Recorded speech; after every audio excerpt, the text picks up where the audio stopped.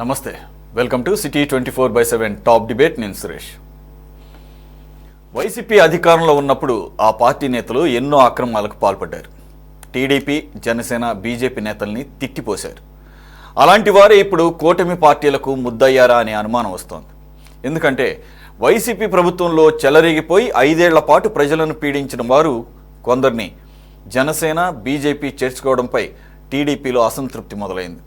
ఇదే విషయాన్ని కొందరు మంత్రులు నారా లోకేష్ దృష్టికి తీసుకొచ్చారు, ఫిర్యాదు చేశారు. వైసీపీ హయాంలో కూటమి పార్టీలపై ఒంటికాలుపై లేచిన వారిని ఎన్డీఏ పార్టీల్లో చేర్చుకోవడం టీడీపీ కేడర్కు ఇబ్బందిగా మారిందని, ఆగ్రహం గూడు కట్టుకుంటోందని చెప్పారు. మరి చేరికల అంశం కూటమి పార్టీల మధ్య చిచ్చు పెట్టినట్లేనా? ఈ వలసలు ఏ పరిణామాలకు దారితీస్తాయి? ఇక మరోవైపు సోషల్ మీడియాలో అసభ్య పోస్టులు పెట్టేవారికి తీవ్ర హెచ్చరికల హైకోర్టు ఘాటు వ్యాఖ్యలు చేసింది. Rowdy sheeter Borugadda Anil bail పిటిషన్ను విచారించిన హైకోర్టు అసభ్య పోస్టులు పెట్టడం తప్ప అతనికి వేరే పని లేదా అని ఆగ్రహం వ్యక్తం చేసింది. బోరుగడ్డ లాంటి వారిపై కనికరం చూపడానికి వీల్లేదన్న హైకోర్టు అతన్ని మరికొన్నాళ్లు జైల్లోనే ఉండనీయండి వ్యాఖ్యానించడం విశేషం. హైకోర్టు ఆగ్రహం చూసిన తర్వాతైనా సోషల్ మీడియాలో అసభ్య పోస్టులు పెట్టేవారిలో మార్పు ఏమైనా వస్తుందా చూడాలి. ఈ అంశాలపై డిబేట్లో పార్టిసిపేట్ చేస్తున్నారు తెలుగుదేశం పార్టీ నుంచి డాక్టర్ కర్నాటి వరలక్ష్మి గారు. నమస్తే madam, welcome to the debate. అలాగే కాంగ్రెస్ నుంచి ఏపీసీసీ స్టేట్ మైనారిటీ అబ్జర్వర్గా ఉన్నటువంటి షేక్ బాజీ గారు. నమస్తే సార్. అలాగే ప్రముఖ రాజకీయ విశ్లేషకులు సీనియర్ జర్నలిస్ట్ కోటేశ్వర గారు కూడా జాయిన్. నమస్తే. మరి కాసేపట్లో బీజేపీ ప్రతినిధి కూడా జాయిన్ అవుతారు. కోటేశ్వర గారు, బీజేపీ ఆల్సో జాయింట్. కర్ణం భాస్కర్ గారు, వెల్కమ్ టు డిబేట్. కోటేశ్వర గారు, sir can hear me? Yeah sir, ఈరోజు లోకేష్ గారి దగ్గరికి, ఇది యాక్చువల్గా లోకేష్ గారికి తెలియకుండా ఉంటుందా? ఈరోజు ఏదో మంత్రులు ప్రత్యేకంగా వెళ్ళి అల్పాహార విందు సందర్భంగా అఫీషియల్గా ఆయనకి చెప్తే తప్ప తెలియకపోవటం అనేది ఏమి ఉండదు కదా. మనకే తెలిసినప్పుడు వార్తా మాధ్యమాల ద్వారా, అలాగే మనం చూసాం విజువల్స్, అంత పబ్లిక్గానే జరిగింది కదా. అసలు యాక్చువల్గా ఈ చేరికలు ఎక్కడి నుంచి స్టార్ట్ అయినాయి? ముందుగా టీడీపీతోనే స్టార్ట్ అయినాయి, if I'm not wrong. Rajya Sabha సభ్యులు మోపిదేవి వెంకటరమణ, బేదా మస్తాన్ రావుని జాయిన్ చేసుకుంటాం. సరే, అప్పుడు టీడీపీ చెప్పింది ఏంటంటే వారిద్దరు చేరికల వలన పెద్దగా ఇబ్బందులు లేదు, లోకల్గా ఉన్న క్యాడర్లో కానీ అక్కడ ఉన్నటువంటి మిగిలిన పార్టీలు కానీ లేదంటే టీడీపీకి సంబంధించిన వాళ్ళకి కానీ ఎటువంటి అభ్యంతరాలు లేవన్నారు. రెండు, అన్నిటికన్నా ముఖ్యమైనది రాజ్యసభలో తెలుగుదేశం పార్టీకి సభ్యులు అంత నంబర్ లేదు కాబట్టి చేర్చుకున్నారనేది వాదన. ఆ తర్వాత మరి దాన్ని స్ఫూర్తిగా తీసుకున్నారేమో రాష్ట్ర వ్యాప్తంగా జనసేనలో ఎక్కువ చేరికలు మనం చూసాం. సామినేని ఉదయభాను అవ్వచ్చు, బాలినేని శ్రీనివాసరెడ్డి గారు అవ్వచ్చు, కిలారి రోసే గారు అవ్వచ్చు, అలాగే తాజాగా గంజి చిరంజీవి కూడా ఏకంగా లోకేష్ గారి మీద పోటీ చేసినటువంటి వ్యక్తిని కూడా జాయిన్ చేసుకున్నది జనసేన పార్టీ. ఇప్పుడు సంప్రదింపులు జరగకుండానే ఈ చేరికలు జరిగినాయి అనుకోవాలా? ఈరోజు ఏదో ప్రత్యేకంగా లోకేష్ గారి ఫిర్యాదు చేయడాన్ని బట్టి ఇది అక్కడ లోకల్గా ఉన్నటువంటి క్యాడర్లో ఒక ఇబ్బందికరమైన పరిస్థితి తెలిసి కూడా జాయిన్ చేసుకున్నారంటే పై స్థాయిలో నాయకులు సంప్రదింపులు జరపకుండానే చేసుకున్నారని భావించాలా సార్? ఇప్పుడు కింద క్యాడర్ కానీ నాయకులు కానీ ఇబ్బంది పడుతున్నారని చెప్పేసి ఈరోజు ఆయన దృష్టికి తీసుకురావటాన్ని. సార్ కోటేశ్వర గారు.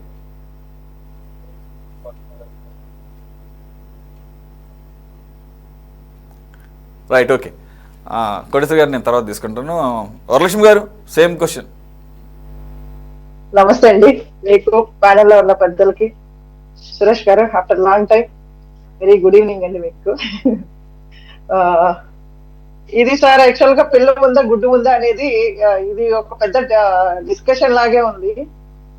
ఏది ఏమైనా అంటే పార్టీలో ఉన్న కార్యకర్తల మనోభావాలు ఎలా ఉన్నాయంటే అండి, బిఫోర్ ఎలక్షన్స్ ఎవరైనా పార్టీకి మద్దతు ఇస్తామంటే వాళ్ళని అఫ్ కోర్స్ వాళ్ళు ఎవరైనా కానీ మనం ఆహ్వానించాలి, వాళ్ళని తీసుకోవాలి. ఎందుకంటే మన పార్టీ, మన ప్రభుత్వం ఏర్పడాలి కాబట్టి దాన్ని యాక్సెప్ట్ చేసేదానికి అందరూ కూడా మనస్ఫూర్తిగా ఆహ్వానిస్తారండి.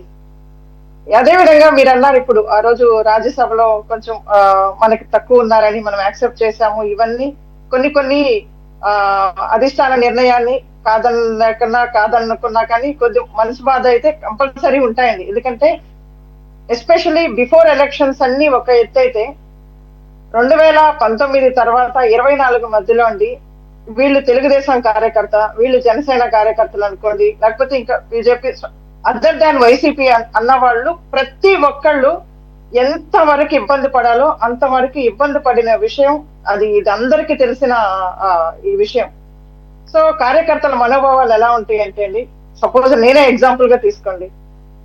నేనేమనుకుంటాను, ఇన్ని సంవత్సరాలు కష్టపడ్డాం ఒక డాక్టర్ గా, ఎవరు పార్టీలో లేని ఆ టైంలో 2021 లో, సార్ నా చిన్న ఎగ్జాంపుల్ చెప్తున్నా, 21 లో మున్సిపాలిటీకి ఎలక్షన్స్ నిలబడాలంటే అందరూ భయపడే అట్లాంటి టైంలో మాకున్న మా ఇన్ఛార్జ్ గారు అప్పుడు ఎరపతినేని శ్రీనివాసరావు గారు ఇచ్చిన సపోర్ట్ అనుకోండి, ఒక న్యూట్రల్ గా ఉన్న నేను బయటకు వచ్చి ఒక డాక్టర్ ని చదువుకున్న వాళ్ళు మనం వచ్చి చేయకపోతే ఎట్లా బాగుండదని చెప్పేసి ధైర్యంగా ముందుకొచ్చి ఆ రోజు మున్సిపల్ ఎలక్షన్స్ అప్పుడు కంటెస్ట్ చేసి ఎంత ప్రెషర్ కు లోనయ్యామో మాకు తెలుసండి. 3 years గా ప్రాక్టీస్ వదిలేసి అన్ని వదిలేసుకొని ఎందుకు ఒక మెచ్యూర్డ్ గా లేని ఒక ప్రభుత్వాన్ని యాక్సెప్ట్ చేయకూడదు, మనం ప్రజలకు మంచి ప్రభుత్వాన్ని మనం ఇవ్వాలనే దాంట్లో మేమందరం కూడా ఎవరికి వాళ్ళు ఇండివిజువల్ గా కష్టపడి వాళ్ళ కూటమి ప్రభుత్వాన్ని ఏర్పరిచిన తర్వాత నేను కూడా అనుకుంటా కదండి, నాకు ఒక మంచి పొజిషన్ కావాలి పార్టీ వచ్చిన తర్వాత, నాకు కూడా సపోర్ట్ చేస్తే బాగుంటది అనేది నేను నా కుటుంబం అందరూ యాక్సెప్ట్ చేస్తారు. నేను ఎవరి మీదైతే యుద్ధం చేశానో వాళ్ళనే తీసుకొచ్చి కూర్చోబెట్టేసి మీరు బాయి అనుకోవాలంటే కొంచెం అంత మనసు రాదండి. ఒకవేళ అధిష్టాన నిర్ణయం కరెక్ట్ అయినా కానీ ఏమనుకుంటామంటే సరే వచ్చిన వాళ్ళు ఏదో పక్కనుంటే అనుకోవచ్చండి, కానీ వచ్చే చుట్టాలు ఏదో ఒకటి ఆశపడే వస్తుంటారు కదా ఇక్కడ. సో ఇక్కడ కష్టపడిన కార్యకర్తలకి న్యాయం చేయకుండా కొత్తగా వచ్చిన వాళ్ళకి బిర్యానీలు పెట్టాలి అని అంటే మాత్రం నిజంగానే ఇది అందరికీ ఉన్న ఒక బాధ అండి. ఇది అధిష్టానం ఏమైనా అనుకోని ఎవరైనా అండి, మేమంతా కష్టపడింది ఎందుకంటే మాకు కూడా స్వార్థం ఉంటుందండి. ప్రభుత్వం వచ్చిన తర్వాత అన్ని వదిలేసుకొని కేసులు పెట్టించుకొని కేసుల చుట్టూ తిరిగి ఎంత టైం వేస్ట్ చేసుకొని మన పర్సనల్ టైం ఎంత పోగొట్టుకొని ఎంత చేసిన తర్వాత ఖచ్చితంగా మనకి ఒక ఏదో ఒక ఎక్స్పెక్టేషన్స్ అయితే ప్రతి ఒక్కరికి ఉంటుందండి. అది ఉండదు అని చెప్పినా కానీ అది అనుకునే దానికి లేదు. అందుకని ఇట్లాంటి చేరికలన్నీ నిజంగానే చాలా మనసు కష్టంగా ఉంటది. రెండోది ఏంటంటే సార్, ఫుల్ మెజారిటీతో ఉన్న కూటమి ప్రభుత్వం వల్ల, ఫుల్ మెజారిటీతో ఉన్నప్పుడు అబ్బో ఈ మెజారిటీ లేదా ఏదైనా జరిగితేనే వాళ్ళు కావాలి వీళ్ళు కావాలి అనేది కాదు. ఫుల్ మెజారిటీతో ఉన్నప్పుడు ఎవరికో ఇంపార్టెన్స్ లేని వ్యక్తిని వాళ్ళకి తీసుకొచ్చి పార్టీలో తీసుకొచ్చి వాళ్ళకి ఇంపార్టెన్స్ ఇస్తుంటే మిగతా వాళ్ళు ఇన్సెక్యూర్ ఫీల్ అవ్వడం అనేది అది సహజం అండి. ఆ ఇన్సెక్యూరిటీ ప్రతి ఒక్కళ్ళకి ఉంది. అధిష్టానం కూడా ఆలోచించుకొని ఆ ఇన్సెక్యూరిటీని తొలగించి, ఇక్కడ నేను ఇంకొక ఎగ్జాంపుల్ కూడా చెప్తానండి. మాకు ఎరపతినేని గారు ఎమ్మెల్యే అయిన తర్వాత చాలా మంది వచ్చి సార్ని అప్రోచ్ అయ్యారండి.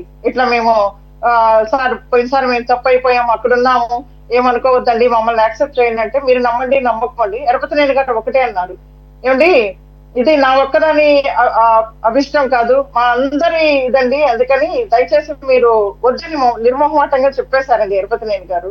దానికి మేమందరం కొంచెం పర్సనల్ గా కూడా హ్యాపీగానే ఉన్నాము.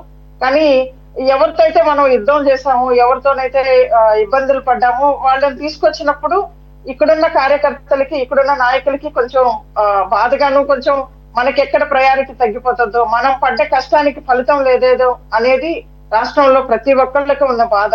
అది టీడీపీ అయినా, జనసేన అయినా, భారతీయ జనతా పార్టీ అయినా, ఎవరైనా కానీ ఎవరైతే పార్టీల కోసం కష్టపడ్డారో, ఎవరైతే అన్ని కోల్పోయి చేసినప్పుడు వాళ్ళని తీసుకోవడం అనేది నిజంగా అండి అందరి కార్యకర్తల తరఫు నుంచి కూడా నేను కూడా నా పర్సనల్ కూడా కొంచెం బాధతో కూడుకున్న విషయం అని నేను చెప్పదలుచుకున్నానండి. ఇది ఓకే లక్ష్మి కోటేశ్వర గారు, టీడీపీ కుదరకపోతే అధికారంలో ఉంది ఒక్క టీడీపీ ఒకటే కాదు కదా, ఎన్డీఏ భాగస్వాములు అయినటువంటి బీజేపీ అలాగే జనసేన ఆల్టర్నేటివ్గా కనపడుతుంది వైసీపీ నాయకుల చేరికలకు. ఈ పరిస్థితుల్లో ఆఖరికి శాసనసభ కమిటీ విచారణ జరుగుతున్నటువంటి విశాఖ డైరీ చైర్మన్గా ఉన్నటువంటి అడారి ఆనంద్ మీద అన్ని ఆరోపణలు వస్తే, ఒక పక్కన శాసనసభ కమిటీ ఎంక్వైరీ జరుగుతున్న సమయంలోనే దానికి నేతృత్వం వహిస్తున్నటువంటి జ్యోతుల్ నెహ్రూ గారు కూడా ప్రత్యక్షంగా వెళ్ళి అక్కడ దానికి సంబంధించినటువంటి మొత్తం విచారణ చూస్తున్న సందర్భంలోనే ఆయన్ని బీజేపీ కూడా తీసుకోవడంతో ఒక్కసారిగా ఈ చేరికల వంశం అనేది సీరియస్ అయినట్లుగా అర్థమవుతుంది. ఈ చేరికల వ్యవహారంలో మరి ఈ కూటమి నేతలు సంప్రదింపులు జరగకుండానే చేరికలు జరుగుతున్నాయి అనుకోవాలా? ఈరోజు కొత్తగా లోకేష్ గారి దృష్టికి తీసుకురావడాన్ని, ఆయనేమో పల్లా శ్రీనివాసరావుకి ఆయనకి చెప్పండి అని చెప్పేసి చెప్పడాన్ని ఎలా చూడాలి సార్ ఇదంతా? ఇప్పుడు వివిధ పార్టీల్లో చేరుతున్నటువంటి వాళ్ళ గురించి, ప్రతి వాళ్ళ గురించి 3 పార్టీలు ఏదో ఒక దగ్గర కూర్చొని ఫలానా వాళ్ళని మీరు చేర్చుకోండి, ఫలానా వాళ్ళని మేము చేర్చుకుంటాము అని ఆ విధమైనటువంటి విభజన చేసుకుంటాయని నేనైతే అనుకోవట్లేదు. ఎందుకంటే 3 పార్టీలు కూటమిలో ఉన్నప్పటికీ ఏ పార్టీకి ఆ పార్టీ బలపడాలనేటువంటిది ప్రయత్నం చేస్తూ ఉంది. ఆ క్రమంలో ఎవరు వచ్చినా గానీ తమ పార్టీకి బలం చేకూరుస్తారనుకుంటే అటువంటి వాళ్ళని చేర్చుకోవడం అనేది జరుగుతూ ఉంది. ఇది ప్రస్తుతానికి అంటే ప్రారంభ రోజుల్లో మామూలుగానే ఉన్నప్పటికీ, పైకి గుమ్మనంగా ఉన్నప్పటికీ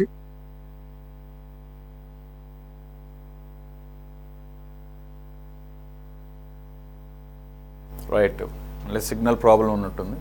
డెఫినెట్ గా ప్రాబ్లము తలెత్తుతుంది. ఆ ప్రాబ్లం తలెత్తడమే కాదు, ఎందుకంటే చేరినటువంటి వాళ్ళు వీళ్ళు ఊరుకోరు కదా. ఇప్పుడు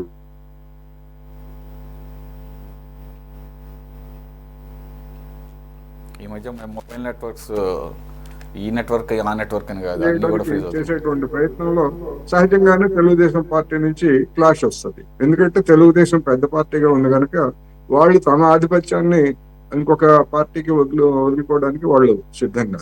ఇక్కడ రెండోది, ఇప్పుడు మీరు అన్నట్టుగా ఆ అడారి అతను మీద డైరీ చైర్మన్ అతను రాజీనామా చేయకుండా మరి బీజేపీ ఎట్లా చేర్చుకున్నా నాకే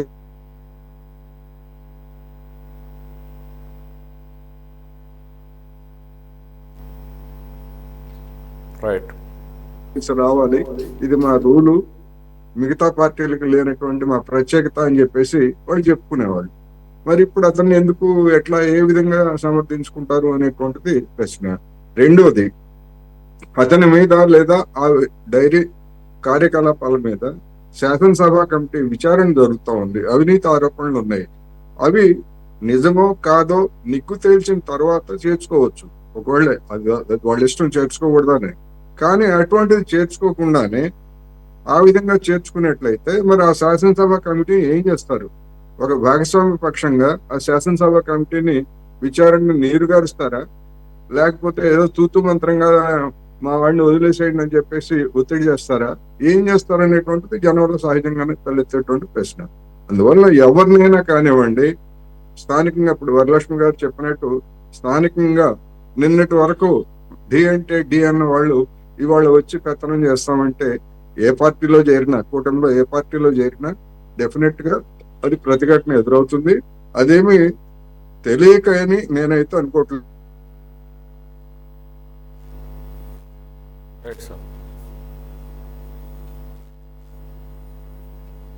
ఓకే, బాధితులుగా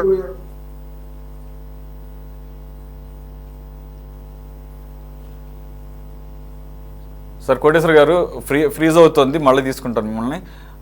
కర్ణ భాస్కర్ గారు,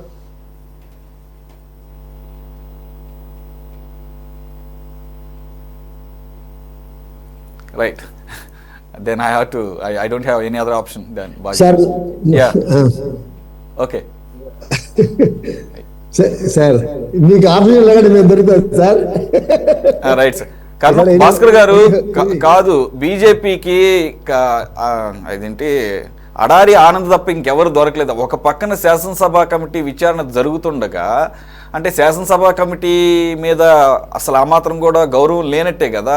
అంత వివాదాస్పదంగా ఎన్నో కొన్ని నెలల నుంచి అతని మీద విశాఖ డైరీలో జరిగిన అక్రమాల మీద అనేక ఆరోపణలు వస్తున్న సమయంలో మొత్తానికి శాసనసభ కమిటీ వేసిన సందర్భంలో బీజేపీలో చేర్చుకోవడానికి నిమ్మకాయల అయ్యన్న పాత్రుడు గారి అబ్బాయి డైరెక్ట్గా క్వశ్చన్ చేశారు మీ నాయకురాలని, ఇదే కనుక పని కనుక మేము చేస్తే మీకు ఎలా ఉంటుందని చెప్పేసి. మీరు పోటీ చేసిన రాజమండ్రి సంబంధించిన అక్కడ పనిచేసినటువంటి మీకు వ్యతిరేకంగా పనిచేసిన వాళ్ళని మేము చేర్చుకుంటే మీకు ఎలా ఉంటుందని చెప్పేసి డైరెక్ట్గా క్వశ్చన్ చేశారు. ఏంటి ఇప్పుడు ఎవరు మా సామాన్యుడికి కూడా ఆశ్చర్యం వేసింది, అడారి ఆనంద్ని ఈ సమయంలో తీసుకుంటాం ఏంటని చెప్పేసి. How you gonna defend? Sir ఒకటేంటంటే దీనికి ఒక కొద్దిగా టైం ఇవ్వండి. బిగినింగ్ నుంచి ఎన్డీఏ ప్రభుత్వం ఏర్పడినప్పటి నుంచి మా పార్టీ మీద రాష్ట్ర నాయకులు, ఎమ్మెల్యేలు, ఎక్స్ఎమ్మెల్యేలు, ఎంపీలు అని నేను చెప్పను, కానీ గ్రామాల్లో ఉండే వైసీపీ నాయకులు చాలామంది మా వాళ్ళతో సంబంధాలు పెట్టుకొని మేము చేరిపోతామని మా మీద ప్రెషర్ ఉంది సార్. టు బి ఫ్రాంక్ చెప్తున్నా మీకు. అయితే మా వాళ్ళు చెప్పింది ఏంటంటే, ఇప్పుడే తొందరపడి మీరు చేర్చుకోవద్దు, లెట్ us వెయిట్. మనం కొద్ది రోజులు వెయిట్ చేసిన తర్వాత మనం కూటమిలో ఉన్నాం కాబట్టి మనం కలిసి నిర్ణయం చేసుకోవాల్సిన పరిస్థితి ఉంది. కాబట్టి మనము వెయిట్ చేసిన తర్వాత ఏదో ఒక డెసిషన్ వచ్చిన తర్వాత మన పార్టీకి పనికొస్తారు, తిరిగి మరలా వాళ్ళు వేరే పార్టీకి పోరు అని చెప్పి మీకు నమ్మకం కలిగితే అప్పుడు ఆలోచిద్దాం అని చెప్పారు. ఇది మాకు వచ్చిన డైరెక్షన్ సార్. యాజ్ ఏ కార్యకర్త, లోకల్గా పనిచేసే కార్యకర్తలకి నాకు ఒకటే కాదు, మిగతా స్టేట్లో అంతా వచ్చిన డైరెక్షన్ అది. అయితే ఇక్కడ మరి ఆనంద్ గారిని ఎందుకు చేర్చుకున్నారనే దాని మీద నేను కూడా పూర్తిగా నేనేం స్టడీ చేయలేదు.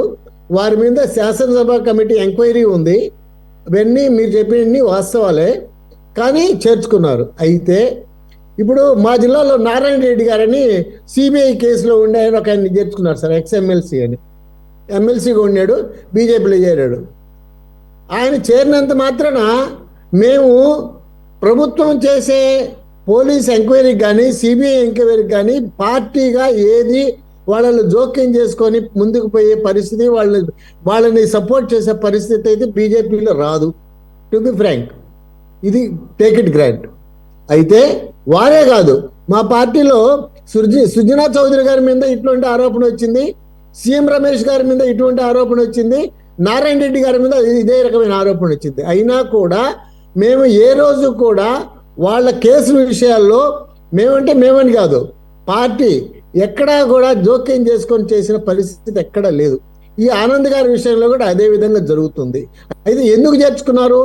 మీరు చెప్పినట్టుగా కొద్ది రోజులు వెయిట్ చేసిన తర్వాత చేర్చుకుంటే బాగుండేది కదా అని మీ అభిప్రాయం. నేను కూడా దానికి కొంతవరకు నేను ఏకీభవిస్తున్నా. సరే, రాష్ట్ర పార్టీ చేర్చుకుంది, మేమేమి దాని మీద కామెంట్ చేయలేము. వ్యక్తిగత అభిప్రాయం ఎట్టున్నప్పటికీ కూడా పార్టీ అభిప్రాయాన్ని గౌరవించాలి కాబట్టి ఖచ్చితంగా గౌరవించాల్సిందే. అయితే ఇక్కడ ఏంటంటే సురేష్ గారు, పబ్లిక్లో కూడా ఈ పార్టీలో కోటీశ్వరులు లేరే, ఎమ్మెల్యేగా పోటీ చేసిన వాళ్ళు లేరే, ఎక్స్ఎమ్మెల్యే లేరే అనే విషయం పబ్లిక్ ఒక రకమైన పార్టీకి అంత గౌరవించలేదు సార్. టు బి ఫ్రాంక్ చెప్తాను మీకు. నేను 42 సంవత్సరాల నుంచి బీజేపీలో చేరాను. డిగ్రీ పూర్తి కాగానే అప్పటి నుంచి నేను పనిచేస్తున్నాను. అయితే నేను కష్టపడి పనిచేశాను కాబట్టి నేను ఒకసారి కౌన్సిలర్ అయ్యాను, ఒకసారి మున్సిపల్ చైర్మన్గా పోటీ చేశాను, మొన్న 2019లో ఎమ్మెల్యేగా పోటీ చేశాను. అవకాశాలు వస్తాయి, కానీ వాడి దగ్గర ఉన్నంత డబ్బు అవకాశాలు మా దగ్గర ఉండవు. మా కార్యకర్తలు కూడా ఎక్స్పెక్ట్ చేయరు. కానీ ఈ రోజుల పబ్లిక్ ఏమైందంటే, కరుణ భాస్కర్ మంచోడు, ఆయన బాగా పనిచేస్తాడు, దాంట్లో అనుమానం లేదు, కానీ డబ్బు లేదు ఆయన దగ్గర. ఇది పబ్లిక్ అంటున్నారు. ఇది పబ్లిక్లో కూడా చాలా తప్పు అంటా నేను. ఇది పబ్లిక్ మూడు కూడా చాలా తప్పు. పబ్లిక్ కూడా వాస్తవాలను దృష్టిలో పెట్టుకొని ఎవరైతే మంచి లీడరా.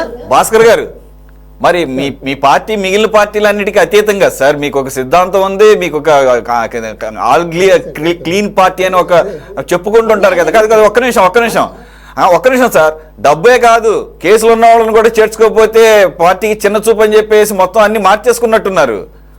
అంటే నేను మిమ్మల్ని తప్పుపడట్లా, పైన అధిష్టానం నుంచే వచ్చేసినట్టుంది, మనం కూడా అన్ని పార్టీలాగానని చెప్పేసి. నేను విన్నాను కూడా of the record, me senior నాయకుడు ఒక ఆయన నాకు ఫోన్లో ఆఫ్ ది రికార్డ్ నాతోనే చెప్పారు, మోదీ గారే డైరెక్ట్గా అన్నారట, ఏమయ్యా మరి ఎలక్షనీరింగ్లో మా పోటీ చేస్తున్నప్పుడు సిద్ధాంతాన్ని పట్టుకుని కూర్చుంటే కుదరదు ఏంటి, మిగిలిన పార్టీలాగానే పోవాల్సిందే అని చెప్పేసి. కాబట్టి మీరు ఏదో సెపరేట్గా మీకు ఒక సిద్ధాంతం ఉందని చెప్పేసి మీరు లెఫ్ట్ అయినా కానీ వాళ్ళకు సిద్ధాంతపరంగా స్ట్రాంగ్ ఉంటారు, మేము రైట్ వింగ్ అయినా కానీ మేము కూడా సిద్ధాంతపరంగానే వాళ్ళతో కంపేర్ చేసుకోకండి అన్ని విషయాల్లో. ఇక్కడ మాత్రం మీరు ఎప్పుడో, ఇప్పుడు కాదులేండి, ఎప్పుడో అయిపోయింది అదంతా కూడా. బీజేపీ కూడా కాదు, బీజేపీ అంతకుముందు కనపడినట్లుగా వ్యవహరించేది ఇప్పుడు పబ్లిక్గా చేస్తుంది అంతే. ఎగ్జాంపుల్ అడారి ఆనంద్ చేరిక. సార్ ఒక మాట, సురేష్ గారు ఒక మాట ప్లీజ్. నాకు మీరు చెప్పిన దాంట్లో పూర్తిగా నేను ఏకీభవించను, కానీ కొంత డైల్యూషన్ వచ్చింది మాత్రం ఒప్పుకుంటా. నేను కొంత డైల్యూషన్ వచ్చింది మాత్రం ఒప్పుకుంటా. ఇంత మునుపు బీజేపీలో చేరాలంటే ఎవరు చేరేవాళ్ళు కాదు సార్, చేరేవాళ్ళు కాదు, కొద్ది లిమిటెడ్గా ఉండేవాళ్ళం. అయితే కష్టపడి పనిచేసేవాళ్ళం. కష్టపడి పనిచేస్తే రిజల్ట్ ఉంటుంది అనే దానికి నేను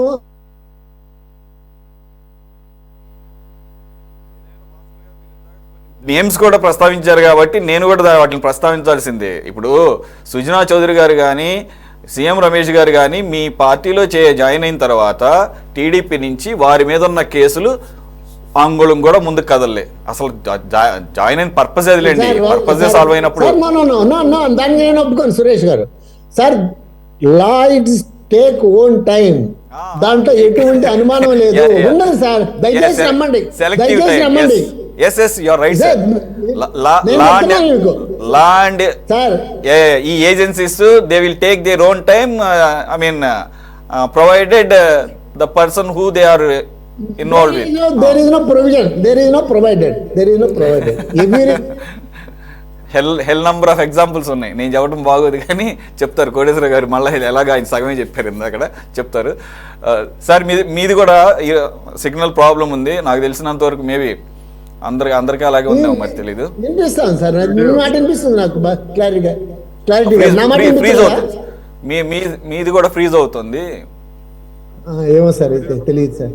మళ్ళీ వస్తాను మీ దగ్గరికి. సారీ బాజీ గారు, కాంగ్రెస్ పార్టీ దేశవ్యాప్తంగా బీజేపీ విధానాలను ఎండగడుతూ ఇది ఒక ట్రెండింగ్ గా కూడా ఉంది. ఏంటిది అది? బీజేపీలో జాయిన్ అయితే వాషింగ్ పౌడర్ నిర్మలాగా చక్కగా క్లీన్ అయిపోయి వస్తారు. వాళ్ళ మీద ఎన్ని ఆరోపణలు ఉన్నా, ఎన్ని అవినీతి ఆరోపణలు ఉన్నా, ఎన్ని కేసులు ఉన్నా కానీ, లేదంటే కనుక అక్కడితో ఆగిపోతే విచారణలో సడన్గా అక్కడితో అని చెప్పేసి అంటుంటారు. అడారి ఆనంద్ విషయాన్ని కూడా ఇక అలాగే చూడాలేమో. సురేష్ గారు, ముందుగా మీకు అట్లాగే ప్యానెల్లో ఉన్న పెద్దలందరికీ కూడా మన 24x7 ఛానల్ వీక్షకులకి అందరికీ శుభ సాయంత్రం, నమస్కారం.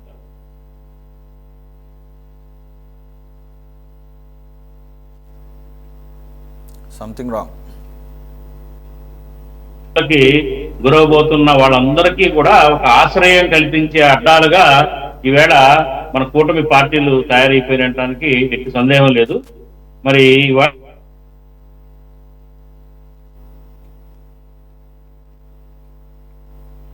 100 సంవత్సరాల పైచిలకు జాతీయ పార్టీ 70 సంవత్సరాల పాటు అత్యధికంగా పాలించిన కాంగ్రెస్ పార్టీ ఎందుకు ఆల్టర్నేటివ్గా కనిపించడం లేదో అర్థం కావట్లేదు. దీన్ని బట్టే అర్థమవుతుంది వారికి అధికారంతో ఉన్నటువంటి అనుబంధమే తప్ప అక్కడేమి పార్టీ సిద్ధాంతాలు వాటితో సంబంధం లేదని అది తెలుసు కూడా. మరి కూటమి పార్టీలు ఎందుకు చేర్చుకుంటే అర్థం కావటం లేదు. అదేమంటే ఏం చెప్తున్నారు?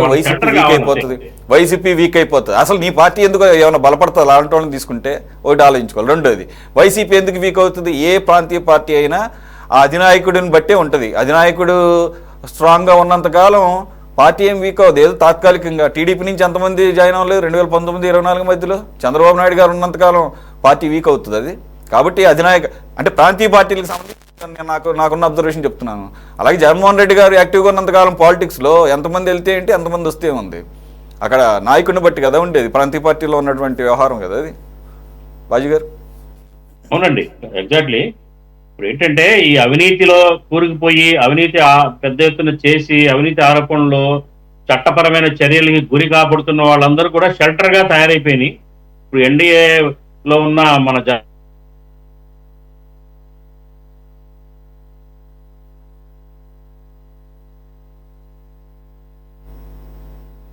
చూస్తే కనుక చాలా రైట్. కోటేశ్వర గారు మీ ఆడియో ఓకేనా సార్? అందరికి సేమ్ ప్రాబ్లం వస్తా ఉంది.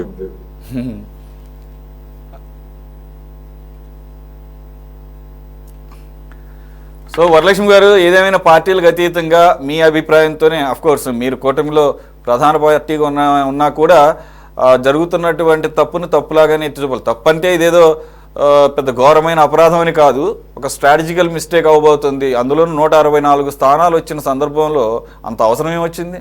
అందులో ఇంకా మొదటి సంవత్సరంలోనే ఉన్నారు కదా, తిప్పి కొడితే 6 నెలలు 7 నెలలు కూడా కానప్పుడే ఈ లోపులోనే అవతల పార్టీలో పెద్ద పెద్ద నాయకులంతా వచ్చేస్తున్నారు కదా. అసలు ఆ నాయకుడు వస్తున్నాడంటేనే అతను ఏ ఉద్దేశంతో వస్తున్నాడో క్లియర్గా తెలుస్తోంది. అధికార పార్టీలు ఉన్నారు, వాళ్ళందరి మీద కూడా అనేక రకమైనటువంటి ఆరోపణలు ఉన్నాయి.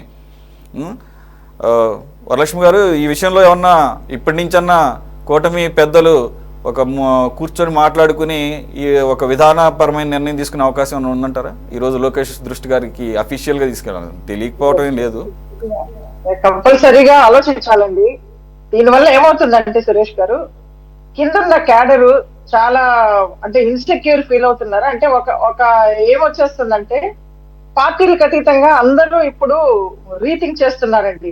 అంటే మనమున్న చిన్న చిన్న వాళ్ళందరూ మనం ఇట్లా పర్టికులర్ పార్టీ అని స్టిక్ ఆన్ అయిపోతున్నాము. సో పెద్దోళ్ళందరికీ పార్టీలే లేవు, ఉన్నదంతా ఒకటే పార్టీ, అధికార పార్టీ అన్న విధానంలోకి వచ్చేస్తే ఓవర్ ద డేస్ గడిచిపోయిన తర్వాత అండి, పర్టికులర్ గా ఒక పార్టీకి స్టిక్ ఆన్ అయ్యి ఒక పార్టీ జెండా మోసే ఆ కాన్ఫిడెన్స్ తగ్గిపోతుందండి. ఎందుకంటే ఇప్పుడున్న క్యాడర్ అనుకోండి, లేకపోతే ఇప్పుడున్న రాజకీయాలు పిల్లలు చాలా మంది ఎడ్యుకేట్ అయిపోయారండి. ఒకప్పుడు ఎలా ఉండేదంటే ఫలానా జెండా పట్టుకుంటా అంటే పట్టుకునే ఆ స్టేజ్ నుంచి ఇప్పుడు ఏది రైట్ రాంగ్ అని తెలుసుకునే, నాకు తెలిసి కమింగ్ 5 years లో చాలా వరకు మార్పులు వస్తాయండి. వాళ్ళందరూ చదువుకొని వాళ్ళు కొంచెం ఆలోచించగలిగే శక్తి ఉన్నప్పుడు ఖచ్చితంగా పార్టీలు కూడా కొంచెం జాగ్రత్తగానే మనం అంటే కార్యకర్తలకైతే భరోసా ఇవ్వగలిగినప్పుడే రేపటి రోజున ఈ క్యాడరు పార్టీకి ఖచ్చితంగా ఉంది అని. తెలుగుదేశం అదృష్టం ఏంటంటే సార్, ఇవాళ దగ్గర 90 లక్షల మంది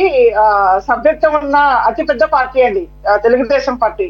మీరు అవునన్నా కాదన్నా తెలుగుదేశం పార్టీని ఇప్పటి వరకు నాయకులు ఎంత ఓన్ చేసుకున్నప్పటికీ చేసుకోకపోయినా అండి, కార్యకర్తలు ఇది నా పార్టీ అని చెప్పి ఓన్ చేసుకొని ఇప్పటి వరకు లాక్కొచ్చారు.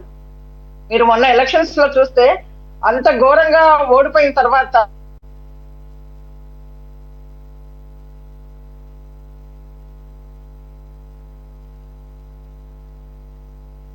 ఉద్దేశంతో ఎవరికి వాళ్ళు స్వచ్ఛందంగా పార్టీని ఇంత స్ట్రాంగ్ గా నిలబెట్టుకున్నప్పుడు అధిష్టానం కూడా వాళ్ళ కార్యకర్తలకి భరోసా ఇవ్వాలండి. ఇవాళ గ్రౌండ్ లెవెల్లో మరి అధిష్టానం వరకు వెళ్తుందో లేదో నాకు తెలియదు కానండి, ప్రతి కార్యకర్త ప్రతి ఒక్కళ్ళు ఒక ఇన్సెక్యూరిటీ ఫీలింగ్ తో ఉన్నారండి. దగ్గర కూర్చొని స్టేషన్లలో కొట్టించి ఆ ఫోన్ లో రికార్డ్ చేసి ఆయా నాయకులకి వినిపించిన అట్లాంటి నాయకుల్ని ఇవాళ మనం పార్టీలోకి తీసుకుంటే మనకి ఎంత బాధగా ఉంటది అనేది ప్రతి ఒక్కరిది సార్. ఇది ఖచ్చితంగా చాలా ఇబ్బందికరంగా ఉందండి. ఇది బాబు గారి దాకా వెళ్తుంది, ఇది ఖచ్చితంగా డిస్కషన్ వస్తుందని అనుకుంటున్నాము. ఎందుకంటే అంత సామాన్యంగా అంత ఈజీగా వచ్చిన గెలుపు కాదండి కూటమికి.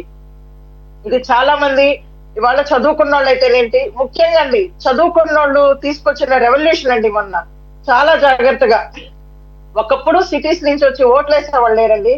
లేదు, ఇవాళ మనం తెలుసుకోవాలి, మనం స్ట్రాంగ్ గానే ఉంటేనే ఇవాళ ప్రజాస్వామ్యం కూడా నిలబడుతుందని ఎవరికి వాళ్ళు ఓన్ చేసుకున్న తర్వాత ఇలాంటివి వస్తే మాత్రం నిజంగా చాలా బాధాకరం. అది ఏ పార్టీ అయినా కానీ వాళ్ళు ఖచ్చితంగా ఆలోచించుకోవాలి. నాయకులేనండి ఈ రోజు వస్తారు రేపు వెళ్తా ఉంటారు, కానీ ప్రతిసారి కార్యకర్త మోసపోలేడండి. పార్టీలలో ఉండి సర్వం కోల్పోయిన వాళ్ళు ఇవాళ ఉన్నారండి ఊర్లలో. పల్లెటూర్లలో చాలా లాస్ జరుగుతుందండి. పల్లెటూర్ల గురించి ఖచ్చితంగా గ్రౌండ్ లో ఉన్న కార్యకర్తలకి నాయకులకి భరోసా ఇవ్వకపోతే రేపటి రోజున అందరూ ఒకటే ఆలోచనకు వస్తారండి. ఏ పార్టీ అయితే మనకేముంది, ప్రశాంతంగా మన పనేదో మనం చేసుకున్నాము, ఎలక్షన్ అప్పుడు ఎవరికి ఇష్టమైతే ఓటేసుకున్నాం, లేకుంటే నోటాకేసుకున్నాం అనే పొజిషన్ కి వచ్చేస్తాయండి కమింగ్ డేస్ లో. అది చాలా మంది అనుకుంటున్నారు ఇవాళ మనం గెలిచేసాము, గెలవలేదో, లేకపోతే జగన్మోహన్ రెడ్డి మీద అదని. ఎవరైనా కానీ ఆ పార్టీ ఈ పార్టీ అనేది కాదు, ఖచ్చితంగా నాయకులకి కింద కార్యకర్తలకి రెస్పాన్సిబుల్ గా ఉండాలి అధిష్టానాలు. ఏ నాయకుడైనా కార్యకర్తలు లేకపోతే ఆ పార్టీలో వాళ్ళది కష్టంగా ఉంటుందండి ఈ కమింగ్ డేస్ లో. అందుకని Right. ప్రతి కార్యకర్తకి భరోసా ఇచ్చేలాగా పార్టీలు ఉండాలని నేను మనస్ఫూర్తిగా కోరుకుంటున్నాను. అందుకని కార్యకర్తల మనోభావాలు చాలా ఇంపార్టెంట్. అది కూడా అధిష్టానాలు ఆలోచించుకోవాలని మీ ద్వారా నేను అధిష్టానానికి తెలియజేస్తున్నానండి. రైట్. కోటేశ్వరరావు గారు, ఇందాక లైన్ ప్రాబ్లం ఉంది కాబట్టి మీరు సగం ఆపేశారు. దేశవ్యాప్తంగా బీజేపీ అన్ని రాష్ట్రాల్లో ఉన్న దాదాపుగా ఎలాంటి చేరికలు ఉన్నాయో, ఆ తర్వాత వాళ్ళ మీద ఉన్నటువంటి ఆరోపణలు అలాగే ఎంక్వైరీస్ ఏ స్టేజ్లో ఉన్నాయో మనం చూసాము. అఫ్కోర్స్ కరణం భాస్కర్ గారు దాన్ని ఒప్పుకోవట్లేదు. ఆయన సహజంగానే బీజేపీ ప్రతినిధిగా దాన్ని ఖండిస్తున్నారు. కానీ దేశవ్యాప్తంగా ఎన్ని ఎగ్జాంపుల్స్ చూడలేదు సార్ మనం. అదే కదా ఇప్పుడు కాంగ్రెస్ పార్టీ కానీ విపక్షాలు అనేది వాషింగ్ పౌడర్ నిర్మాలాగా క్లీన్ అండ్ గ్రీన్ అవుతున్నారని చెప్పేసి బీజేపీలో జాయిన్ అయిన తర్వాత ఇప్పుడు అదే కదా కనపడుతుంది వైజాగ్ విశాఖ డైరీకి సంబంధించి. ఇంకొకటి, ఈ టైంలో ఇంత క్రూషియల్ టైంలో తీసుకుంటున్నారంటే రేపు ఏ విధంగా నీరు గారిపోతుంది ఇది ఆ కమిటీ ఎంక్వైరీ అనేది క్లియర్గా అర్థమైపోతుంది కదా సార్. సార్ ఒకసారి ఆడియో చెక్ చేయరు సార్, మ్యూట్లో ఉన్నట్టు సార్. కరణం భాస్కర్ గారు చెప్పారు, డబ్బులు ఉన్నవాళ్ళు లేరు బీజేపీలో, లేదా ఎమ్మెల్యేలుగా లేరు, ఎంపీలుగా లేరు అని చెప్పేసి జనం అనుకుంటున్నారు ఇట్లాంటి పార్టీలో. ఎందుకని? అది నిజం. ఎందుకు అంటే అధికారం కోసం చూసేటువంటి వాళ్ళు ఇవాళ జనంలో కూడా అటువంటి వైపుగా ఉంది. అందుకనే బీజేపీ అన్ని రకాల అవాంఛనీయ శక్తుల్ని తన ఫోల్డ్లోకి చేర్చుకుంటా ఉంది. ఏడిఆర్ సంస్థ, అదేవిధంగా ఎలక్షన్ వాచ్ సంస్థ దేశంలో అన్ని రాష్ట్రాల ఎంపీలు లేదా అసెంబ్లీ ఎన్నికల్లో ఏ పార్టీ తరఫున ఎవరు ఎంత నేర చరిత్ర కలిగినటువంటి వాళ్ళు ఉన్నారు అనేటువంటిది వాళ్ళు స్వయంగా ఇచ్చినటువంటి అఫిడవిట్లని చూసి వాళ్ళు నివేదికలు ఇస్తున్నారు. అదేవిధంగా ఏ పార్టీలో కోటీశ్వర్లు ఎంతమంది ఉన్నారు అఫీషియల్ గా ప్రకటించినవి, అనఫీషియల్ గా ప్రకటించినటువంటి అనఫీషియల్ మొత్తాలు మనం వాటిని లెక్క చేయలేము. అఫీషియల్ గా ప్రకటించినటువంటి వాళ్ళలోనే ఎవరు ఎంతమంది ఉన్నారు అంటే కోటీశ్వర్ల సంఖ్యలో బీజేపీలో లేదా నేర చరిత్ర ఉన్నటువంటి వాళ్ళ సంఖ్య బీజేపీలో గణనీయంగా పెరుగుతా ఉంది. ఎందుకు అంటే భాస్కర్ గారు చెప్పినట్టు అటువంటి వాళ్ళు లేకపోతే అవసరమైతే ఎన్నికల్లో దందా చేయడానికి, బల ప్రదర్శన చేయడానికి, ప్రత్యర్థుల మీద దెబ్బతీయడానికి అలాంటి శక్తులు కావాలనేటువంటిది ఉన్నది. దానిలో భాగంగానే ఆంధ్రప్రదేశ్ లో కూడా అలాంటి శక్తుల్ని కొంతమందిని చేర్చుకోవడానికి బీజేపీ ప్రయత్నిస్తూ ఉంది. అయితే దానికి కేంద్రంలో ఉన్నటువంటిది అధికారం తప్ప రాష్ట్రంలో లేదు కనుక, అదే రాష్ట్రంలో ఇంకో 4 సీట్లు ఇంకొంచెం బలంగా కనుక ఉండేట్లయితే డెఫినెట్ గా మిగతా రాష్ట్రాల్లో ఎట్లాగైతే ప్రాంతీయ పార్టీలని మింగేసి వాళ్ళందరినీ చేర్చుకున్నట్టుగా ఆంధ్రప్రదేశ్ లో కూడా అదే జరిగి ఉండేది. అయితే ప్రస్తుతానికి అటువంటి అవకాశం లేదు. రాబోయే రోజుల్లో ఏం జరుగుతుంది ఏమిటనేటువంటి మనం ఇప్పుడేం చెప్పలేం. కానీ నా అభిప్రాయం ప్రకారం, ఎందుకంటే బీజేపీ గ్రాఫ్ అనేటువంటిది నరేంద్ర మోడీ గారి దగ్గర నుంచి తగ్గిపోతున్నటువంటి ఈ స్థితిలో ఇలాంటి వాళ్ళందరూ చేరి బీజేపీని, దానికి ఉన్నటువంటి ఇమేజ్ ని మనందరికీ తెలుసు. దాన్ని మొదటి నుంచి ఫాలో అవుతున్నటువంటి వాళ్ళకి బీజేపీలో ఎలాంటి వాళ్ళు చేస్తారు లేదా ఏం చేస్తారు అనేది కూడా అందుకు చాలా కొద్ది మందికే తెలుసు. కానీ అనేక మందికి దాని మీద అనేక భ్రమలు ఉన్నాయి. ఇదేదో విలువలకి వలువలకి కట్టుబడి ఉండేటువంటి పార్టీ అని. ఇవాళ అటువంటి పార్టీయే అబ్బాయి మేము అట్లాంటిది ఏం లేదు, మేము కూడా మిగతా పార్టీలతో సమానమే అనేటువంటిది చేసి జనజీవన స్రవంతిలో కలుస్తా ఉంది కనుక రాబోయేటువంటి రోజుల్లో ఇంకా ఇలాంటి శక్తులు అనేక మంది చేరేటువంటి అవకాశం కూడా ఉన్నది. అది కూటమిలో చిచ్చు రేపుతుంది. నేను ఇంకొకటి చెప్పదలుచుకున్నాను. ఇప్పుడు గతంలో జగన్మోహన్ రెడ్డి గారు వైసీపీ రాజ్యసభ పదవులు ఇవ్వడానికి తెలంగాణకు చెందినటువంటి 2 వ్యక్తుల్ని, ఒకళ్ళేమో లాయరు, సరే ఆయన కేసులు చూస్తున్నాడు కనుక ఆయనకి లబ్ధి చేకూర్చడానికి అది చేశారు. ఇంకొక ఆయన ఆర్ కృష్ణయ్య అనేటువంటి ఆయన్ని చేశారు. అంతకుముందు పరిమళనత్వాన్ని ఎందుకు చేశారు అంటే ఏదో వాళ్ళ నుంచి పెట్టుబడులు వస్తాయి అందుకని కోసం చేశామని చెప్పేసి చెప్పారు. అవన్నీ కూడా వాస్తవం కాదని మనకు తెలిసిపోయింది.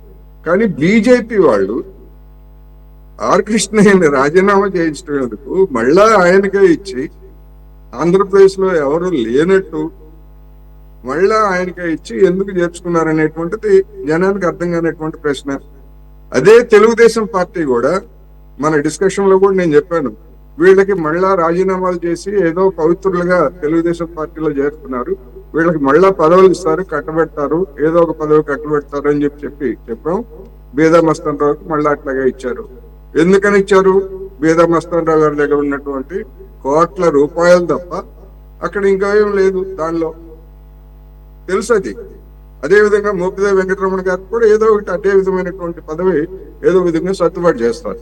అందుకని అధికారంలో ఉన్నప్పుడు చెప్పేటువంటి కబుర్లు వేరు, అధికారానికి వచ్చిన తర్వాత చెప్పేటువంటి కబుర్లు వేరు అనేటువంటిది మనకి స్పష్టంగా కనిపిస్తా ఉంది. ఇది నేను చెప్పదలుచుకుంది. మరి బీజేపీకి ఉన్న ఒక సీటు ఆంధ్ర రాష్ట్రంలో పార్టీని బలపరుచుకోవాలంటే స్థానికంగా ఉన్నటువంటి వాళ్ళకి ఎవరికో వాళ్ళు ఇస్తే వాళ్ళు ఏదైనా చేస్తారు. పొరుగు రాష్ట్రంలో ఉన్నటువంటి వ్యక్తిని అరువు తెచ్చుకోవాల్సినటువంటి దుస్థితిలో ఆంధ్రప్రదేశ్ లో బీజేపీ ఉంటే ఆ పార్టీ ఎట్లా బలపడుతుంది? బలపడాలని కోరుకునేటువంటి వాళ్ళలో ఉన్నటువంటి ప్రశ్న ఇది అనేది నా అభిప్రాయం. బాజీ గారు 2014 వరకు అధికారం. భాస్కర్ గారు, ఎస్ ప్లీజ్. ఇక్కడ రెండు విషయాలు సార్. నేను చెప్పింది పబ్లిక్ లో ఇటువంటి అభిప్రాయం ఉంది అనేది స్పష్టంగా చెప్పాను. అయితే ఆ పబ్లిక్ అభిప్రాయానికి వ్యతిరేకంగా కూడా నేను ఇంకొక ఎగ్జాంపుల్ కూడా ఇచ్చాను. నా ఎగ్జాంపుల్ ఇచ్చాను. నేను 1987లో నేను కౌన్సిలర్ గెలిచినప్పుడు ఆ రోజుల్లో నాకు ఖర్చయింది 3,000 సార్. నాకు వ్యతిరేకంగా పోటీ చేసిన కాంగ్రెస్ అభ్యర్థి 5 లక్షలు ఖర్చు పెట్టాడు ఆ రోజుల్లో. అంటే నేను అంత కష్టపడి పనిచేశాను కాబట్టి ఆ డివిజన్లో నన్ను గెలవగలిగాను. అదే రకమైన ట్రెండ్ కొనసాగాల అనే ఉద్దేశం బీజేపీది. అయితే ఆలస్యం అయిపోతుంది, అధికారం రావాలి, దేశంలో రాష్ట్రాల్లో పరిస్థితులు వేరుగా ఉన్నాయి కాబట్టి కొంత డైల్యూషన్ ఉందనేది పబ్లిక్ చెప్తా ఉంది. సరే, దాంట్లో వాళ్ళు వచ్చి చేరినంత మాత్రాన వాళ్ళకేదో పెద్దపీట వేసి వాళ్ళని అందరిని కూర్చోబెట్టిస్తాము అనుకోవడం కూడా అది కరెక్ట్ కాదు. అయితే కొన్ని ఈక్వేషన్స్ ఉంటాయి. ఇప్పుడు వారు ఆర్ కృష్ణయ్య గారి విషయం చెప్పారు, అందరికి పబ్లిక్ తెలిసిన విషయమే. ఆర్ కృష్ణయ్య గారు మొన్నటిదాకా అంతకుముందు తెలుగుదేశం, తర్వాత వైసీపీ, ఇప్పుడు మళ్ళీ బీజేపీలో చేరంటారు. దాని ఆ కామెంట్ ఉంది మా మీద, నేనేం లేదని చెప్పడం లేదని చెప్తే కూడా అది హాస్యాస్పదం అయిపోద్ది, అది కరెక్ట్ కూడా కాదు. నేనేం చెప్తానంటే ఇది పబ్లిక్.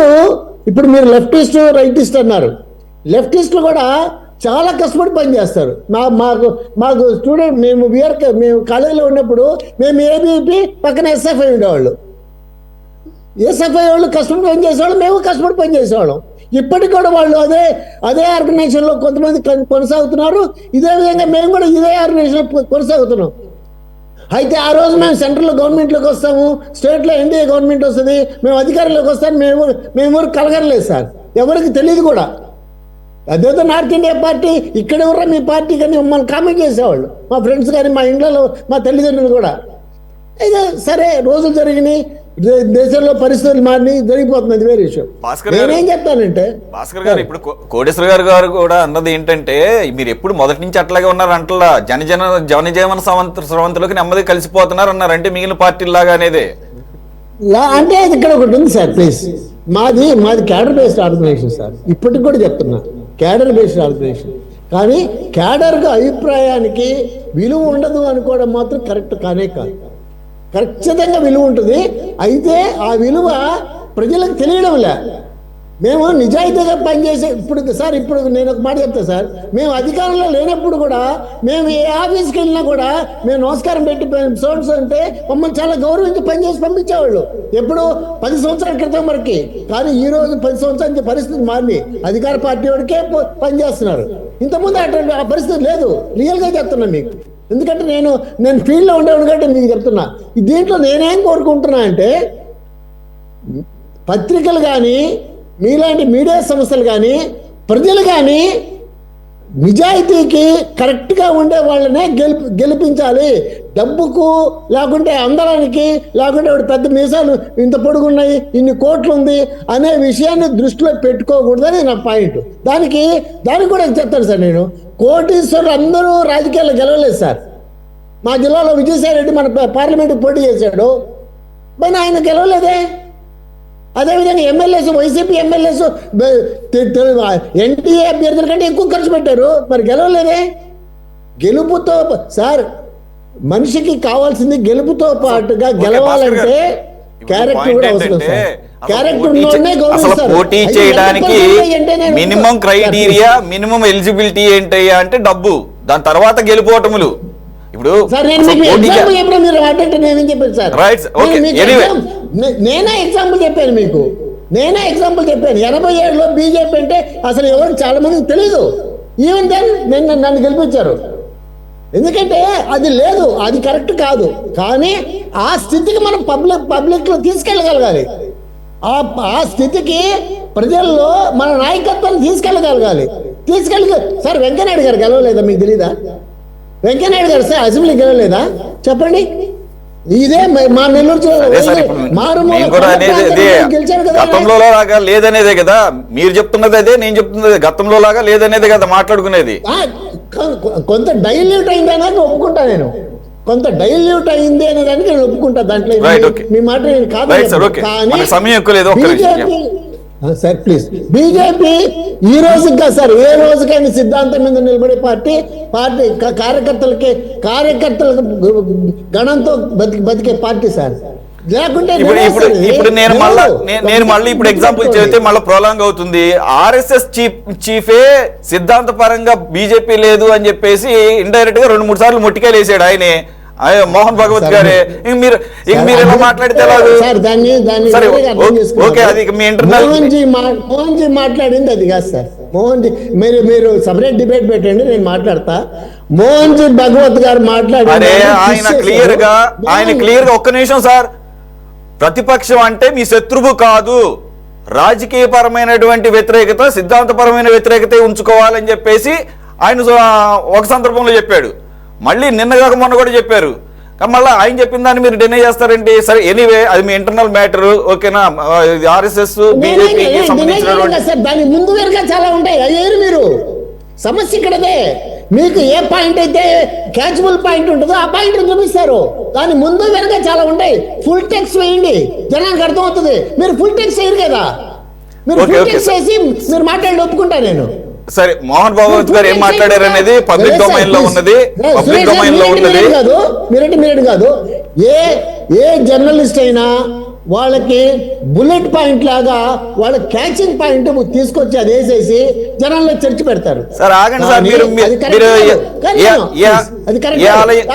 ఏ మస్జిద్ కింద ఏ ఆలయాలు ఉన్నాయి అని చెప్పేసి ఎత్తుకుతా కూర్చున్నారు కదా దేశం అంతా. దాని మీద కూడా ఆయన వ్యతిరేకిస్తూ మాట్లాడారు. కానీ మీరు వెళ్ళి ఆయన మాటలు మేము ఎతకడం కాదు సార్, మేము ఎతకడం కాదు. ఈ దేశంలో హిందువులు ఎదుగుతున్నారు. అదే ఏంటంటే ఇప్పుడు సడన్ గా ఏం గుర్తొచ్చినాయి? అదే 47 నుంచి 1947 నుంచి 2024 మధ్యలో జరిగింది. ఇప్పుడెందుకు జరుగుతున్నాయి? అదే సార్, స్వాతంత్రం వచ్చిన తర్వాత నుంచి ఇప్పటి వరకు, స్వాతంత్రం వచ్చిన దగ్గర నుంచి ఇప్పటి వరకు హిందువులకి ఇవన్నీ గుర్తు రాలేదా? ఇప్పుడే సడన్ గా ఎందుకు గుర్తొచ్చినాయో మరి బీజేపీ ఇవన్నీ గుర్తొస్తుంటాయి. సార్ ఎవరికి ఎప్పుడు రైజ్ అవుతారో అప్పుడు రైజ్ అవుతారు. మనం ఏం చేస్తాం దానికి? అప్పుడు గుర్తు రాలేదు, ఇప్పుడు ఎందుకు గుర్తొచ్చిందంటే దాని మీద ఎప్పుడు 500 సంవత్సరాల క్రితం మొఘల కాలంలో ఏం జరిగిందో నీకు తెలీదు. ఇప్పుడు వచ్చినప్పుడే బయటకు వస్తాయి. భాస్కర్ గారు సందర్భం వచ్చినప్పుడు ప్రొలాంగ్ అవుతుందని చెప్పేసి ఇన్వాల్వ్ కాలేదు. మీరు అన్నింటినీ డినై చేస్తున్నారు. ఒక్క నిమిషం ఆగండి సార్. రాజుల కాలం వేరు, ప్రజాస్వామ్య కాలం వేరు. 1947 తర్వాత ఏంటనేది మ్యాటర్, అంతే తప్ప 500 సంవత్సరాల క్రితం ఆడెవడో ఏదో చేశాడు అదే కదా రాచరికపు పాలనకి ప్రజాస్వామ్య పాలనకు ఉన్న తేడా. ఆ సోయదులు వేసేసి ఏంటి ఇప్పుడు ఉన్నటువంటి మసీదుల కింద లింగాలు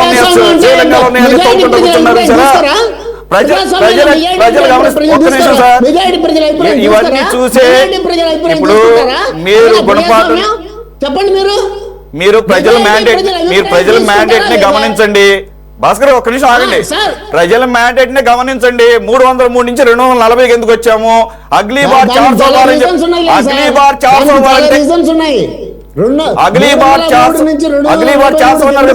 టార్గెట్ పెట్టుకున్నారు కదా, 400 టార్గెట్ పెట్టుకున్నారు కదా, 230.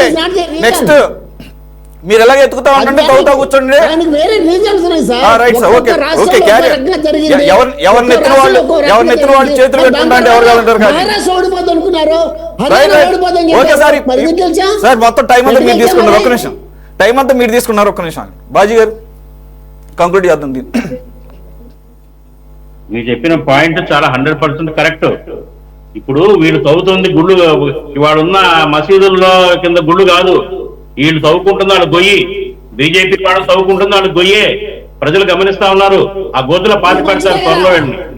ఏంటంటే ఏదైతే మీరు ఆగండి మాట్లాడండి. మాట్లాడుతున్నంతసేపు బాజీ గారు ఒక్క మాట మాట్లాడాల. భాస్కర్ గారు డిబేట్ చెప్పనండి, చెప్పిన తర్వాత మాట్లాడండి. 500 సంవత్సరాల క్రితం ఉన్న ఏదో గుళ్ళు పడగొట్టి మసీదులు కట్టారు అనే ఒక ఈ ఎజెండా పట్టుకొని ఇంకొక 5 ఏళ్ళు వీళ్ళు దేపుతారు. మళ్ళీ రేపు జనరల్ ఎలక్షన్ వచ్చేదాకా ఇదే ఎజెండా కొనసాగించడానికి ఇది స్టార్ట్ చేశారు. ప్రజలు అర్థం చేసుకుంటున్నారు. అందుకనే ఈ తయ్యే గొయ్యిలోనే వీళ్ళు పాతి పెడతారు వచ్చే ఎలక్షన్ లో. సరే, ఆ సబ్జెక్ట్ వదిలేద్దాం. ఇవాళ మీరు పెట్టిన ఎజెండాలో సపోర్ట్ చేయండి. భాస్కర్ గారికి అక్కడికి ఆపేసేయండి, ఒక్క నిమిషం ఆగండి. మన పాయింట్ ఈ రోజు సబ్జెక్ట్ ఏంటి? ఎజెండాలో ముఖ్యంగా 2 వ్యక్తులు గురించి పెట్టారు. ఒకటి గంజి చిరంజీవి, అతను జనసేనలో చేరబోతున్నాడు. ఒక అతను ఆదారి ఆనంద్ కుమార్, అతను విశాఖ డైరీలో చైర్మన్. చాలా అవినీతి ఆరోపణలు ఉన్నాయి. హౌస్ కమిటీ వేశారు జ్యోతిల్ నెహ్రూ ఆధ్వర్యంలో. వాళ్ళు కొంత విచారణ చేశారు. ప్రాథమిక ఆధారాల ప్రకారంగా 200 కోట్ల రూపాయల ఫ్రాడ్ చేశాడని చెప్పేసి అతని మీద మరి ఎంక్వైరీ చేయాలని చెప్పేసి ఒక నిర్ధారణకు వచ్చింది కమిటీ. ఈ నేపథ్యంలోనే సడన్ గా ఆయన బీజేపీలోకి ఎంట్రీ అయిపోయారు. ఒక ఫిల్టర్ లేదు. అతని మీద ఆరోపణలు అంత తీవ్రంగా ఉన్నప్పుడు బీజేపీలో చేర్చుకోవాల్సిన ఆగత్యం ఏమొచ్చింది అంటే వీళ్ళకి ఏంటంటే సిద్ధాంతాలు లేవు, ఏమీ లేవు. కేవలం ఏంటంటే ఆంధ్రప్రదేశ్ లో పాగా వేయాలి, ఆంధ్రప్రదేశ్ లో పార్టీని బలోపేతం చేయాలి. వాడు క్రిమినల్ అయినా కావచ్చు, ఆ అవినీతి పరుడైనా కావచ్చు, ఎవడైనా కావచ్చు. డబ్బుందా, అండబలం అంతబలం ఇవి ఉంటే చాలు, మనం ఆహ్వానించేసి కండువా కప్పేసేసేస్తారు. చట్టం తన పంత చేసుకుపోతుంది ఆ తర్వాత అని పురంధరేశ్వరి గారు అంటారు. ఇవాళ పాపం పాడి రైతుల్ని ఎంతో మోసం చేసి వాళ్ళ కడుపులు కొట్టిన వ్యక్తి అతను. అది నిర్ధారణ అయింది, ప్రూవెన్. నేను చెప్పేది కాదు, పబ్లిక్ డొమైన్ లో మీరు ఎక్కడ చూసినా కానీ. పాడి రైతుల్ని అన్యాయంగా తక్కువ ధరకి పాలుకొని వాడు కడుపులు కొట్టాడు. విశాఖపట్నం ప్రాంతాల్లో ఏ పాడి రైతుని అడిగినా చెప్తాడు క్లియర్ కట్ గా ఆయన లీలలు ఏంటనేది. 200 కోట్ల రూపాయలు అక్రమానికి పాల్పడ్డాడు, అనేక భూములు అక్రమంగా కొన్నాడు అనేది క్లియర్ కట్ గా అర్థమవుతుంది అనేది. అది నిరూపణ అయ్యి శిక్ష పడుతుంది, అతని మీద చర్యలు తీసుకుంటారని భయపడి ఈ బీజేపీ గూట్లోకి దూరాడు. బీజేపీ గూట్లోకి దూరితే ఇంకెవరు టచ్ చేయరు. గతంలో ఇందాక మాట్లాడుకున్నారు సుజనా చౌదరి గారు కానీ, ఆయన బ్యాంకులే కొట్టాడు 1000 కోట్ల రూపాయలు అనేది ఆయన మీద అపవాదు. అది క్లియర్ కాలేదు, ఆయన బీజేపీ గూట్లో దూరాడు. సీఎం రమేష్ అంతే. అంటే ఏంటంటే అవినీతి ఆరోపణలు వచ్చి వాళ్ళు శిక్షకు గురవుతారు అనుకున్నప్పుడల్లా వీళ్ళు అధికార పార్టీ దాంట్లో దూరటమే. మాకేం కాదని ఒక ధీమా. ఇది వాళ్ళ సిద్ధాంతం, బీజేపీ సిద్ధాంతం అది. సరే, లేకపోతే గంజి చిరంజీవి, అతను చేనేత బీసీ వర్గాలకు చెందిన నాయకుడు. అతను ఇప్పటికే 2 సార్లు టీడీపీ నుంచి వైసీపీకి, మళ్ళీ వైసీపీ నుంచి ఇప్పుడు టీడీపీలో రానిరు. ఎందుకంటే లోకేష్ గారిని, చంద్రబాబు గారిని చాలా హేళనగా, చాలా మరి మాట్లాడుకోలేని విధంగా ఆయన తిట్టాడు మొన్నటి వరకు కూడా. అందుకని దాంట్లో రానిరనే భయపడి జనసేనలో దూరుతున్నాడు. ఇవాళ ఏంటంటే నా అబ్జర్వేషన్ ఏంటంటే జనసేన కానివ్వండి, బీజేపీ కానివ్వండి, ఆంధ్రప్రదేశ్ లో వాళ్ళ పార్టీల్ని బలోపేతం చేసుకోవాలనే ఒక దృక్పథంలో మరి పరిగెత్తుతున్నాయి. ఎవరిని పడితే వాళ్ళు చేర్చుకోవటం, ఎవరిని పడితే ఎట్లా పడితే వాళ్ళు వెళ్ళటం. ఇది దేనికి దారితీస్తుందంటే ఈ మిత్ర ద్రోహానికి దారితీస్తుంది. ఏదైతే ఈ కూటమి ఏదైతే ఉందో, మీరు పెట్టిన ఏదైతే తమ్మునైలు పెట్టారు, చిచ్చు కరెక్ట్ చిచ్చు రేపుతుంది. ఇది మనం చూస్తాం కొద్ది రోజుల్లోనే. ఎందుకంటే లోకేష్ గారిని అతను పోటీ చేయడానికి అసలు వైసీపీ పార్టీ పుట్టిందే కాంగ్రెస్ నుంచి. వైసీపీ బలహీనపడినప్పుడు ఆటోమేటిక్ గా కాంగ్రెస్ బలపడుతుంది అనే ఒక భావన ఉండేది. ఆ కోణంలో ఎందుకు జరగటం లేదు? ఎందుకని పార్టీ కూడా ఒక ప్రయత్నం చేయటం లేదా? పార్టీలో మేము మా ప్రయత్నం చేస్తున్నాం. కాకపోతే మేము మా పాలసీ ఏంటంటే ఇప్పుడు కొత్త బ్లడ్ ని ఏదైతే అవినీతి రహితంగా ఉన్న వాళ్ళని కొత్త బ్లడ్ తోటి పార్టీని వాళ్ళని ట్రైన్ చేసి పార్టీని డెవలప్ చేయాలనే ఉద్దేశంతో ఉన్నాము. అలాగే మా పార్టీ నుంచి వెళ్ళిపోయిన మా బ్యాచ్ ఉన్నారు పాత వాళ్ళు కూడా ప్రయత్నం చేస్తా ఉన్నారు. కాకపోతే ఇక్కడ ఏంటంటే అధికారంలో వీళ్ళు ఉన్నారు కాబట్టి అధికారం యొక్క అండదారులు కావాలి కాబట్టి అటే పెరుగుతూ ఉంటారు కదా సార్. న్యాచురల్ గా మా వైపు ఎవరు చూస్తారు చెప్పండి? మాకు టైం వస్తుంది, ఆ వచ్చినప్పుడు అక్కడ అన్ని బెర్తులు ఖాళీ అయిపోయి రిజెక్ట్ చేస్తే మమ్మల్ని చూస్తారు వచ్చి. అది ఖచ్చితంగా జరిగేదే అది. అప్పుడు అప్పటికే మా వాళ్ళు ఇప్పటికే పాత కాపులు ఉన్నారు, మా వాళ్ళు బలపడతారు. కొత్త వాళ్ళు కూడా ఉత్సాహవంతులు ఉన్నారు, యంగ్ బ్లడ్ వాళ్ళు కూడా ట్రైన్ అప్ అవుతూ ఉన్నారు. ఖచ్చితంగా కొత్త కాంగ్రెస్ పార్టీ ఆంధ్రప్రదేశ్ లో ఎస్టాబ్లిష్ అవుతుంది, అందులో అనుమానమే లేదు. మాకు ఎవరు ఈ అవినీతి పరులు కానివ్వండి, ఈ మరకలు అంటించుకున్న వాళ్ళు కానివ్వండి, ఈ అందరూ మాకు అక్కర్లా. మా పార్టీకి కొత్త బ్లడ్ వస్తుంది కాంగ్రెస్ లో. కాబట్టి ఏంటంటే ఏం చెప్తానంటే ఇవాళ పరుగులాట పోటీ తత్వం పెరిగింది కూటమిలో పార్టీలకి. సో చూడాలి రేపు పొద్దున లోకేష్ గారు కానీ చంద్రబాబు నాయుడు గారు కానీ మరి ఏం చెప్తారు సమాధానం. వాళ్ళని తిట్టిన వాళ్ళని జనసేన చేర్చుకుంటుంటే మరి ఏ రకంగా దాన్ని డైజెస్ట్ అవుతుంది వీళ్ళకి, అది మనం ఎందుకంటే మేము ముగ్గురు ఒకటే, మా భావజాలం ఒకటే అని చెప్పుకున్నారు నిన్నటి వరకు. మరి ఇక్కడ తిట్టిన వాడిని వాళ్ళు చేర్చుకోవడం ఏంటి? అవినీతిలో కూరుకున్న వాళ్ళని బీజేపీ చేర్చుకోవడం ఏంటి? ఇవన్నీ కూడా మరి త్వరలో తేటతల్లో క్లారిటీ వచ్చేస్తుంది. ఎందుకంటే ఇది ఆరంభం, అంతం కాదు, ఇదే ఆరంభం. ఇక్కడ నుంచే స్టార్ట్ అవుతుంది అసలు సిసలు రాజకీయం, కూటమి రాజకీయం. ఓకే కోటేశ్వర గారు, మనకు ఇప్పుడు రాజీ గారు తిట్టిన వాళ్ళు చేర్చుకున్నారు అని చెప్పేసి అంటున్నారు. అసలు 3 పార్టీల వాళ్ళు 2019లో ఎలా తిట్టుకున్నారో మర్చిపోయారా ఆంధ్ర రాష్ట్ర ప్రజలు? ఒకళ్ళు కింది స్థాయి నాయకులే కాదు, అధినాయకులు కూడా తిట్టుకున్నారు మామూలుగా. అదే చెప్తాంది, వాళ్ళు అగ్రనాయకులు ఎవరిని అట్లా తిట్టారో అందరికీ తెలుసు. మరి వాళ్ళే సర్దుబాటు చేసి బాయి అని చెప్పేసి ఒక కంచంలో ఒక మంచంలో అన్నట్టుగా వ్యవహరిస్తా ఉంటే దిగువన ఉన్నటువంటి వాళ్ళకి వచ్చేటువంటి ఇబ్బంది ఏముందండి? వాళ్ళని చేర్చుకోవడానికి ఏమి అటువంటిది ఏమి ఉండదు. అందుకని ఆ విషయాల్లో మనకి ఎక్కువ సమయం లేదు, మనకి మరో అంశం కూడా ఉంది. అధికారి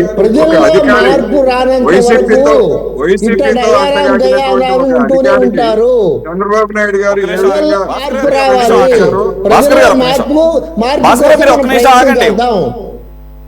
వాయిస్ వినపడదు. ఇప్పుడు వైసీపీతో అంటగాగి చంద్రబాబు నాయుడిని ధిక్కరించి ఆయన కూడా కామెంట్స్ చేసినటువంటి ఒక అధికారికి ఏ విధంగా అందరం ఎక్కించారో ఇవాళ పత్రికల్లో మనం చూసాం. అందువల్ల తెలుగుదేశానికి అలాంటి వాళ్ళు ఏమి అంటూ ఉంటూ ఏమి ఉండదు. ఎవరికి కావాల్సినటువంటి వాళ్ళందరినీ కూడా వాళ్ళు చేర్చుకుంటారు. ఎవరికి ఎలాంటి నైతిక విలువలు కానీ లేకపోతే ఇటువంటివి కానీ ఏమి ఉండవు అని రాజీ గారు లాంటి వాళ్ళు అర్థం చేసుకుంటే మంచిది. అధికారం వచ్చిన తర్వాత వాళ్ళ అవసరాలకి ఎవరు ఉపయోగపడతారు అనేటువంటిదే గీట్రాయిగా ఉంటుంది తప్ప మరొకటి కాదు. సార్ బాజీ గారు తీసుకుంటున్నారు కదా, సరే వాళ్ళు ఏదో తీసుకోండి. కాకపోతే విచారణ జరుగుతున్న నేపథ్యంలో విచారణ పూర్తి కాకుండానే అతను తీసేసుకొని కావలించుకొని కండువా కప్పేసేస్తే ఇంకా అతను పునీతుడు అయిపోతాడా చెప్పండి? ఇది కదా ప్రజలకు జరుగుతున్న అన్యాయం. వీళ్ళు చేర్చుకున్నారు ఎవరో ఒకరిని, అది కాదు ఇష్యూ. ఇవాళ ప్రజల సొమ్ము కాజేసిన అవినీతి పరుల్ని ఆయన గంజి చిరంజీవి అక్కడ చేనేత వాళ్ళకి టిట్కో ఇల్లు ఇప్పిస్తానని చెప్పేసి పెద్ద ఎత్తున లంచాలు కాజేశాడు. 11 కోట్ల రూపాయల దాకా రికవరీ చేయాలని విజిలెన్స్ అండ్ ఎన్ఫోర్స్మెంట్ వాళ్ళు నిర్ధారణ చేశారు. అతను ఎలా పార్టీలోకి వచ్చేస్తాడు? జనసేనలో ఎలా తీసుకుంటారు? ఫిల్టర్ చేయరా? అతని బ్యాక్గ్రౌండ్ మర్చిపోతారా? పార్టీ కండువా మారంగానే పాపాలు పోతాయా? ఇది నా క్వశ్చన్. చేర్చుకున్నారు సార్, తిట్టుకుంటారు, కలుస్తారు. కాకపోతే అవినీతి చేసిన వాళ్ళని ఫిల్టర్ చేయాల్సిన అవసరం ఉంది. ఏ పార్టీ అయినా కావచ్చు కాక, రేపు మా పార్టీ అయినా కావచ్చు కాక. ఎందుకంటే వాళ్ళు ప్రజాద్రోహులు. ఎస్టాబ్లిష్ అయిన తర్వాత వాళ్ళని ఎలా తీసుకుంటారు? కోటేశ్వర గారు కూడా చెప్తున్నది అదే. కాకపోతే దానికి సంబంధించి అక్కడ పై స్థాయిలోనే లేనప్పుడు కింది స్థాయిలో ఉంటది అనేది ఆయన ఉద్దేశం, అంతే తప్ప మీరు కాంగ్రెసే కదా ఈ చేరికలకి.